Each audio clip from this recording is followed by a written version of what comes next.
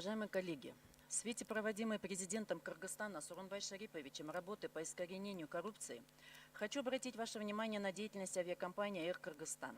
Когда-то она была самой успешной и крупной авиационной компанией в Кыргызстане. Тогда оборот компании составлял 2,5 миллиарда сомов, прибыль 64 миллиона сомов. Она перевозила свыше 200 тысяч пассажиров ежегодно. В парке было 5 самолетов, 3 Боинга, Ту-154, американский Ир-330. Но это было до того, пока нынешний руководитель Жолдошбек Бектурганов в 2010 году не возглавил Air Кыргызстан. О плачевных результатах 8-летнего руководства Бектурганова лучше всего говорят цифры. На сегодня в арсенале Air Кыргызстан нет ни одного самолета. Ту-154 в 2012 году списали. Он не эксплуатируется, находится на консервации, однако это не помешало руководству ежегодно списывать деньги на техническое обслуживание и иные затраты. В 2015 году с самолета пропали агрегаты и блоки, было возбуждено уголовное дело, но ответственность никто не понес. Один из Боингов компания отдала в счет погашения долга, другой находился в финансовом лизинге, но компания не смогла выплачивать и самолет пришлось продать. Ир-330, который стоил 6,5 миллионов долларов, продали за полцены, и неизвестно, куда ушли деньги от продажи.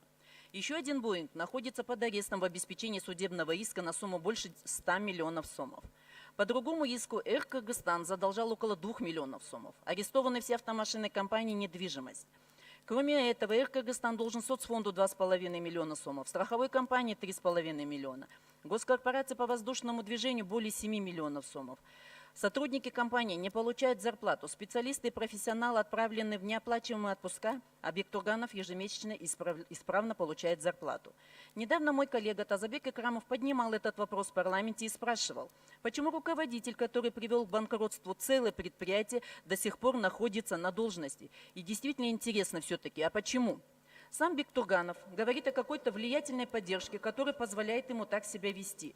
Кто позволил ему творить такой беспредел, разбазарить веренное ему государственное имущество и нанести такой огромный ущерб бюджету, и это на протяжении десятка лет?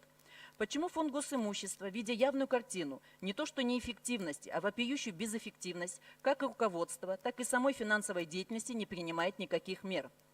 Я требую, чтобы деятельность компании была тщательно проверена как счетной палатой, так и службами ГСБ, ГКНБ, и информация была представлена в ЖК.